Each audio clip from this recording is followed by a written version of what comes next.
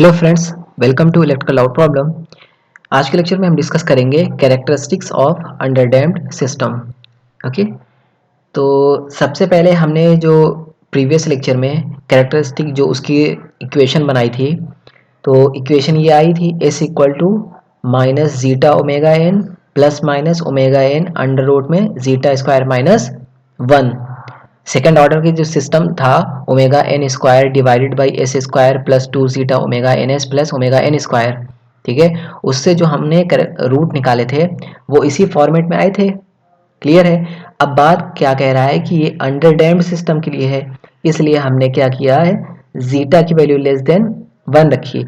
अब जीटा की वैल्यू यहाँ पर जब लेस देन वन रखेंगे तो ये क्या होगा, इमेजिनरी फॉर्म में बनेगा, इसलिए यहाँ पे जे आ गया है। ठीक है, और इसको हमने वन माइनस जीटा स्क्वायर लिख दिया है। क्लियर, ये इस फॉर्मेट में लिख दिया। अब क्या है कि इसकी वजह से जो हमारे कल रूट लोकस बन रहे थे सेमी सर्कुलर पाथ, जिसमें ओमेगा एन हमारा क्या था, रेडियस था, ओमेगा एन रेडियस था। उसके बाद ये जो हमारा पार्ट है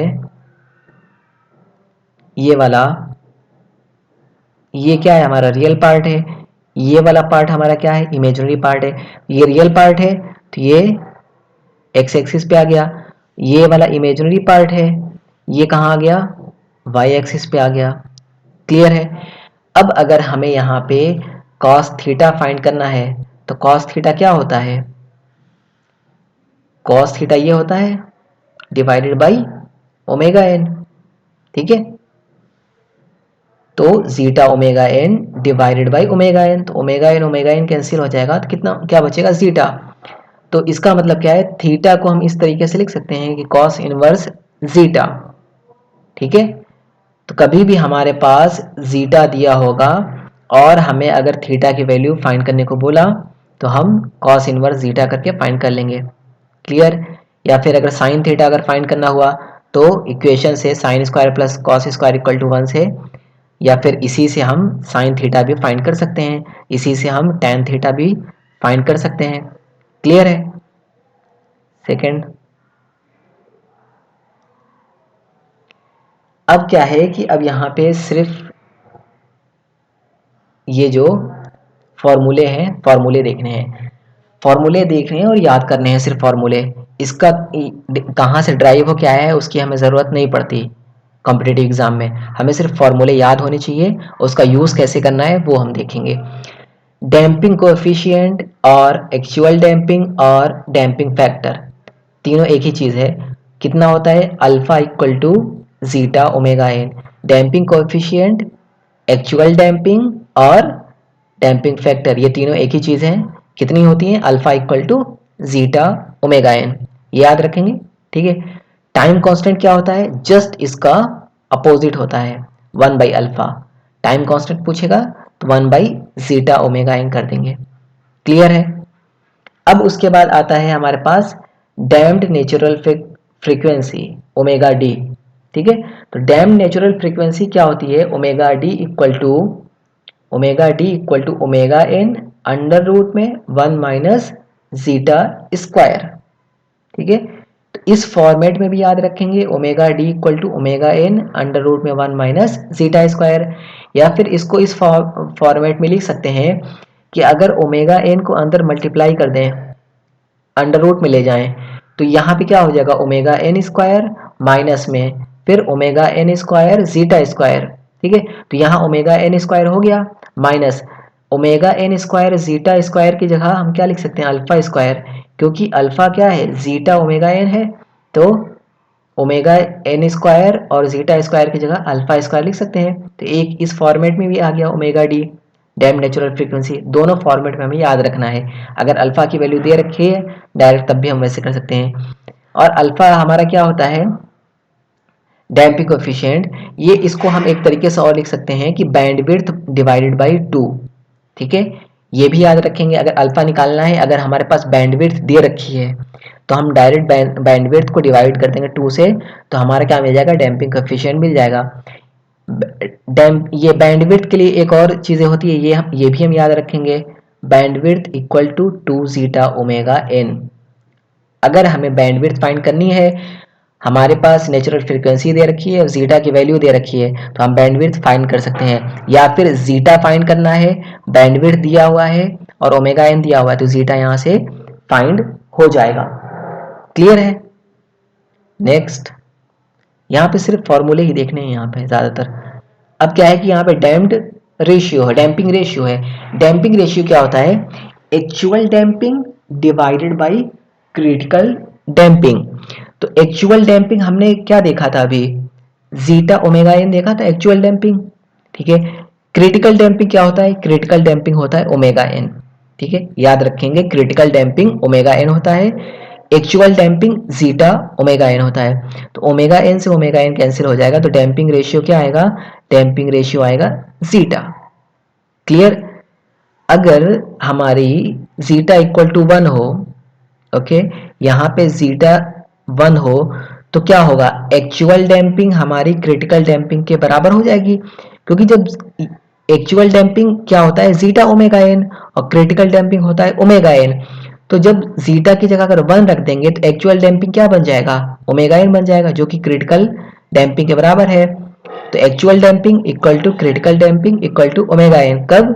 when at zeta equal to 1। Clear है? अब यहां से हम डिस्कस करते हैं next, transient analysis. Under damped response के लिए ट्रांजिएंट एनालिसिस डिस्कस करेंगे। तो ट्रांजिएंट एनालिसिस हमें डिस्कस करना है, तो सबसे पहले हम एक हमारे पास इनपुट हम मान लेंगे, हमारे पास स्टेप इनपुट है, ठीक है। R s equal to 1/s। अब सी एस निकालना है। C s by R s कितना होता है सेकेंड ऑर्डर सिस्टम के लिए? ये सारी सेकेंड ऑर्डर की बात चल रही है। Omega N square s square plus 2 zeta omega N S plus omega N square, ये होता है C s by R s. अब आर एस को इस तरफ मल्टीप्लाई करेंगे तो आर एस कितना है? 1/s, तो एस इसलिए यहाँ पे ये एस आ गया। अब क्या करेंगे? पार्शियल फ्रैक्शन करेंगे। पार्शियल फ्रैक्शन करेंगे तो कुछ इस टाइप से आएगा, 1/s minus s plus 2 zeta omega N divided by S square plus 2 zeta omega N S plus omega N square. Partial fraction कर लीजिएगा, आसानी से हो जाएगा। अब क्या है? 1/s minus 2 zeta omega n, इसको सेम रखेंगे, यहाँ पे थोड़े चेंजेस कर देंगे, ठीक है। यहाँ पे चेंजेस क्या करेंगे? इसको परफेक्ट स्क्वायर बना लेंगे, इस वाले टर्म को परफेक्ट स्क्वायर बनाएंगे। तो s square plus zeta square omega N square plus 2 zeta omega N s. तो इसमें एक्स्ट्रा क्या मल्टीप्लाई हो रहा है? Zeta square omega N square, ठीक है। तो zeta square omega N square, तो ओमेगा एन स्क्वायर यहाँ पे है, ओके, उसके साथ में zeta square plus omega N square और क्या हो रहा है? मल्टीप्लाई हो रहा है। क्लियर है? अब जैसे यहाँ पे देख लें, omega d square equal to क्या लिख सकते हैं हम? ओमेगा एन स्क्वायर माइनस में जीटा ओमेगा एन का होल स्क्वायर। अभी हमने जो डैम्ड नेचुरल फ्रीक्वेंसी पढ़ी थी उसमें यही पढ़ा था, omega D equal to under root omega N under root में 1 माइनस जीटा स्क्वायर। तो इस फॉर्मेट में लिख सकते हैं। तो ओमेगा एन स्क्वायर माइनस में जीटा ओमेगा एन का होल स्क्वायर, यहाँ पे जब ऐड किए हैं जीटा ओमेगा एन का होल स्क्वायर तो सब्ट्रैक्ट भी तो करेंगे। तो जब सब्ट्रैक्ट करेंगे तो वो ओमेगा एन स्क्वायर माइनस में जीटा ओमेगा एन स्क्वायर, उसकी जगह हम क्या लिख सकते हैं? Omega d square. तो इसलिए हमने यहाँ पे ओमेगा डी स्क्वायर लिख दिया है। क्लियर है? अब क्या करेंगे? इसको एक और फॉर्मेट में ले जाएंगे, 1/s minus s plus 2 zeta omega n है, तो यहाँ पे सिर्फ जीटा ओमेगा एन ले लेंगे, डिवाइड बाई सेम डिनोमिनेटर रहेगा, माइनस एक जीटा ओमेगा एन हमने यहाँ पे ले लिया है, 2 जीटा ओमेगा एन था, एक जीटा ओमेगा एन को यहाँ कर दिया है, एक जीटा ओमेगा एन को यहाँ पर कर दिया है, zeta omega N divided by ये वाला टर्म। क्लियर है? ये वाला term zeta by omega N और S plus zeta by omega N, दोनों में डिनोमिनेटर क्या है? सेम है। तो अगर कॉमन एलसीएम जब ले लेंगे तो ये क्या बचेगा? S plus zeta omega N plus यहाँ पे जीटा ओमेगा एन, तो 2 जीटा ओमेगा एन हो जाएगा। क्लियर है? अब यहाँ पे क्या है किया है? ऊपर नीचे हमने मल्टीप्लाई कर दिया है, यहाँ पे लिख दिया है ओमेगा डी, यहाँ पे लिख दिया है हमने ओमेगा एन अंडर रूट में 1 माइनस जीटा स्क्वायर। तो ओमेगा डी इक्वल टू क्या होता है, ओमेगा एन अंडर रूट में 1 माइनस जीटा स्क्वायर। तो ये और ये दोनों इक्वल होते हैं, इसीलिए ऊपर नीचे मल्टीप्लाई किया है, जिससे कोई इक्वेशन पे कोई फर्क ना पड़े। क्लियर है ये चीजें। अब क्या है कि अगर यहाँ पे हम इसकी जगह पे टोटल ओमेगा डी रख दें तो ये कैंसिल हो जाएगा, तो इस सेम इक्वेशन वापस से मिल जाएगी। ठीक है, अब क्या करेंगे, यहाँ से ओमेगा एन कैंसिल करा देंगे। ठीक है, तो अब नेक्स्ट इक्वेशन पे बढ़ते हैं। यहाँ से ओमेगा एन कैंसिल कराएंगे और क्या करेंगे, लाप्लास इनवर्स ले लेंगे। ठीक है, तो जब यहाँ पे लाप्लास लेंगे तो यहाँ पे लाप्लास लेने पे क्या बनेगा, एस प्लस समथिंग है ना, तो ई टू द पावर क्या हो जाएगा, minus zeta omega N t, और एस यहाँ साथ में है, s by S square plus omega d square. अगर ऐसा होता है क्या लिख सकते हैं, उसको कॉस लिखते हैं। और यहाँ पे क्या है, omega by S square plus omega square है, तो इसको साइन फॉर्मेट में लिखेंगे। ठीक है, तो नेक्स्ट देखते हैं, ये हमारे पास है, तो इसको 1 बाई एस था तो 1 लिख दिए, minus e to the power minus zeta omega N t cos omega D T, plus e to the power minus zeta omega N t sine omega D t, क्योंकि वहां पे क्या था, omega divided by S square plus omega d square के format में था, इसलिए sign बना। यहाँ पे ऊपर में क्या था, एस था, इसीलिए कॉस बन गया। और साथ में हमारे ये मल्टीप्लाई में था zeta by under root 1 minus zeta square. अब इसको क्या करेंगे, e to the power minus zeta omega N T common ले लेंगे और divided by under root 1 minus zeta square common लेंगे। तो यहाँ पे क्या हो जाएगा, under root 1 minus zeta square cos के साथ आ जाएगा, और यहाँ पे जीटा आ जाएगा साइन के साथ। तो अगर हमने जीटा को ए बोल दिया और इसको under root 1 minus zeta square इसको हमने बी बोल दिया, तो अब क्या है, A sine omega T plus B cos omega T, A sine omega T plus B cos omega T, इसका फॉर्मूला होता है under root A square plus B square sine omega T plus tan inverse B by A. तो इसको इस format में लिखेंगे 1 minus e to the power minus zeta omega N t divided by under root 1 minus zeta square. अब उसके बाद में इस वाले फॉर्मेट को, ये जो फॉर्मेट है इसको A sine omega T plus B cos omega T format में लिखेंगे। ठीक है, under root A square plus B square लिखेंगे। तो जब ए स्क्वायर का मतलब जीटा स्क्वायर, बी स्क्वायर का मतलब क्या हुआ, 1 माइनस जीटा स्क्वायर, तो जीटा स्क्वायर से जीटा स्क्वायर कैंसिल हो जाएगा, 1 बचेगा, तो यहाँ पे क्या आएगा, 1 आएगा। साइन ओमेगा टी, तो ओमेगा डी है यहाँ पे, omega D T plus tan inverse B by A, तो बी क्या है, under root 1 minus zeta square, A क्या है, जीटा। तो इस फॉर्मेट में हमने लिख लिया है। अब इसकी क्या करेंगे, हम इसको प्लॉट कर लेंगे। नेक्स्ट है हमारे पास, इसको प्लॉट करते हैं।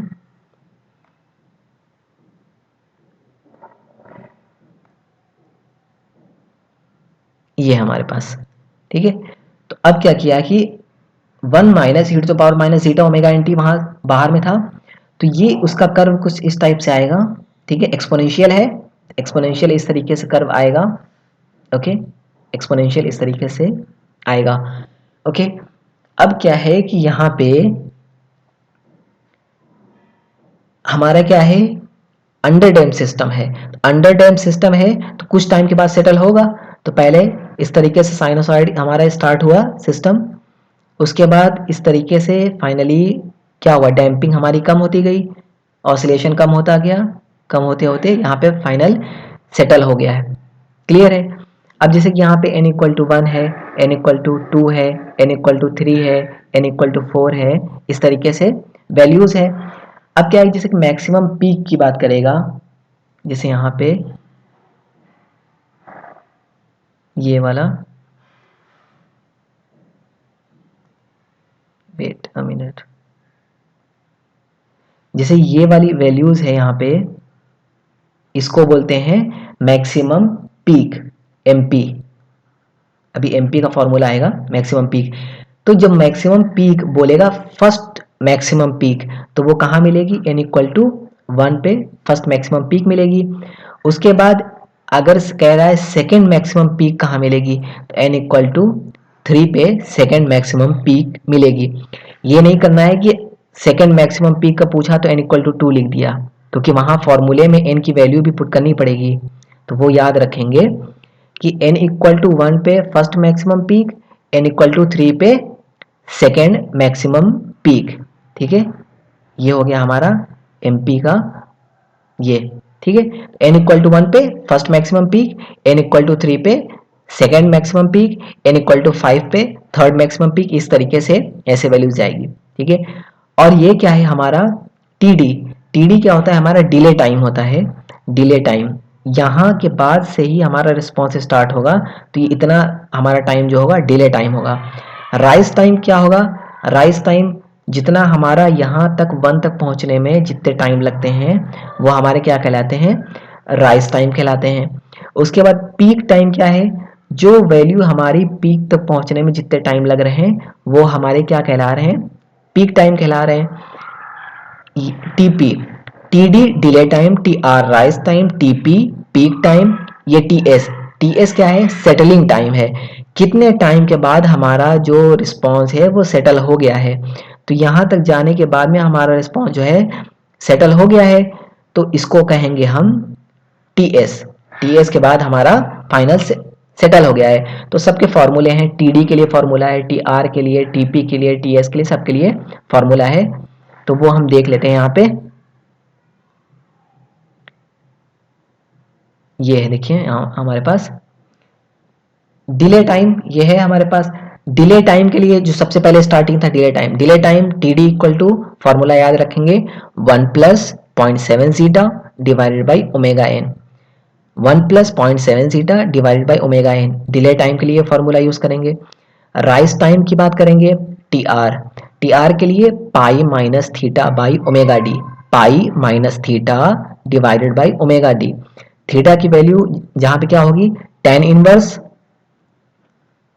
1 minus under root 1 minus zeta square by zeta, ये थीटा की वैल्यू होगी। तो ये फॉर्मूले बस याद रखने हैं सिर्फ। पीक टाइम TP के लिए फॉर्मूला क्या होगा, n pi by omega D. ठीक है, ओमेगा डी फाइंड करने के लिए ओमेगा एन अंडर रूट में 1 माइनस जीटा स्क्वायर से ओमेगा डी हमें मिल जाएगा। क्लियर है। अब क्या है कि फोर्थ है सेटलिंग टाइम। सेटलिंग टाइम के लिए क्या होगा, अगर 2% टॉलरेंस बैंड है, 2% टॉलरेंस बैंड है, तो सेटलिंग टाइम क्या होगा, 4 बाई जीटा ओमेगा एन होगा। अगर 5% टॉलरेंस बैंड है तो 3 बाई जीटा ओमेगा एन होगा। फॉर्मूला सेटलिंग टाइम के लिए याद कैसे रखना है, 2% के लिए बोला है, इवन वैल्यू है तो याद रखेंगे इवन आएगा 4। 5% के लिए बोला है, 5 क्या है, ऑड है, तो ऑड याद रखेंगे 3 आएगा। ठीक है, क्योंकि कंफ्यूजन हो जाती है कि इसमें 3 था या इसमें 3 था, ये कंफ्यूजन होती है, तो ये याद रखेंगे। 2% इवन है, ठीक है, इसके लिए 4 बाई होगा। ओके, इसके लिए 5% ऑड है, ये क्या होगा, इसके लिए 3 बाई जीटा ओमेगा एन होगा। क्लियर है। उसके बाद नंबर ऑफ साइकिल्स की बात करते हैं। तो नंबर ऑफ साइकिल्स के लिए ओमेगा डी क्या क्या लिख सकते हैं हम, 2 पाई एफ लिख सकते हैं, omega equal to 2 pi F, तो omega D equal to 2 pi F D लिख सकते हैं। उसके बाद एफ डी को हम यहां से क्या लिख सकते हैं, omega D by 2 pi cycle पर सेकेंड। तो नंबर ऑफ साइकिल्स के लिए क्या लिखेंगे, TS सेटलिंग टाइम माइनस में राइज टाइम, तो जितना सेटलिंग माइनस राइज होगा, ओके, इनटू FD, वही हमारा नंबर ऑफ साइकिल्स होगा। तो इसमें राइज टाइम बहुत कम होता है, सेटलिंग टाइम बहुत ज्यादा होता है, जिसे हमने यहां पे देखा था। सेटलिंग टाइम कितना बहुत ज्यादा है सेटलिंग टाइम, और राइज टाइम क्या बहुत कम है। तो सेटलिंग टाइम जब ज्यादा है तो राइज टाइम को हम नेग्लेक्ट कर भी सकते हैं। तो इसलिए हमने क्या किया है, TS minus TR into FD किया, उसमें हमने क्या किया है, TR राइज टाइम को नेग्लेक्ट कर दिया है। तो नंबर ऑफ साइकिल्स फाइंड करने के लिए सेटलिंग टाइम इंटू FD करके फाइंड कर लेंगे, मीन्स फ्रीक्वेंसी जो भी है हमारी उससे फाइंड कर लेंगे। क्लियर है। अब नेक्स्ट देखते हैं, हमारे पास 2 फॉर्मूले और होंगे। टाइम पीरियड का फॉर्मूला है, तो टाइम पीरियड के लिए या फिर time interval of damped sinusoid की बात कर सकते हैं। टाइम पीरियड तो TD इक्वल टू क्या होगा, 1 बाई फ्रीक्वेंसी। फ्रीक्वेंसी जितनी बढ़ेगी टाइम पीरियड क्या होगा, उतना ही हमारा कम होगा। ये तो नॉर्मल सी बात है। अब मैक्सिमम पीक ओवरशूट, जो हमने बात बताई थी ये वाली यहाँ पे इसकी, कि एन मैक्सिमम पीक ओवरशूट, तो n इक्वल टू 1 पे फर्स्ट मैक्सिमम पीक मिलेगा, n इक्वल टू 3 पे सेकेंड मैक्सिमम पीक मिलेगा।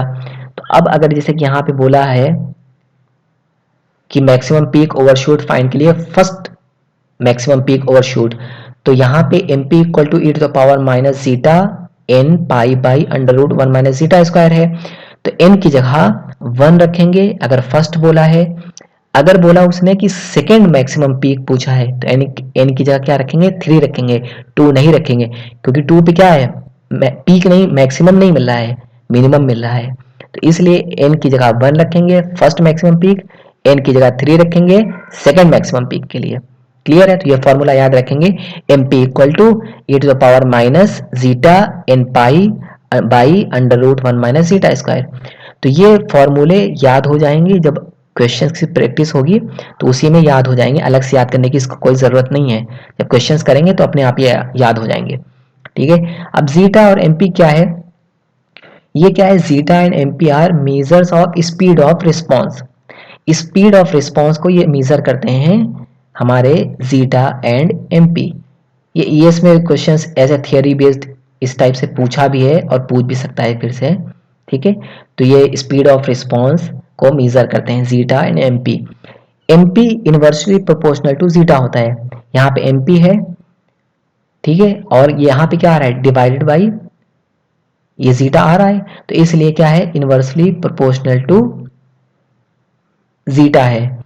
अगर जीटा बढ़ेगा तो क्या होगा, हमारा मैक्सिमम पीक डिक्रीज होगा। ठीक है, या फिर अगर जीटा डिक्रीज होगा तो मैक्सिमम पीक हमारा बढ़ेगा। ये ईएस में क्वेश्चन पूछे हुए हैं कि जीटा इंक्रीज करने पे मैक्सिमम पीक, जो पीक ओवरशूट है वो इंक्रीज करेगा या डिक्रीज करेगा। ये क्वेश्चंस भी ईएस में पूछे जा चुके हैं। ठीक है, तो ऐसे ऐसे हम फॉर्मूले से भी चीजें, थियोरी निकाल सकते हैं। हर फॉर्मूले से कुछ ना कुछ थियोरी निकल सकती है, तो आप अपने से भी बहुत सारी थियोरीज निकाल सकते हैं फॉर्मूले से। क्लियर है? तो फिर आज के लिए इतना ही रखते हैं। अगर वीडियो अच्छी लगे तो please like share and subscribe जरूर करें। Thank you.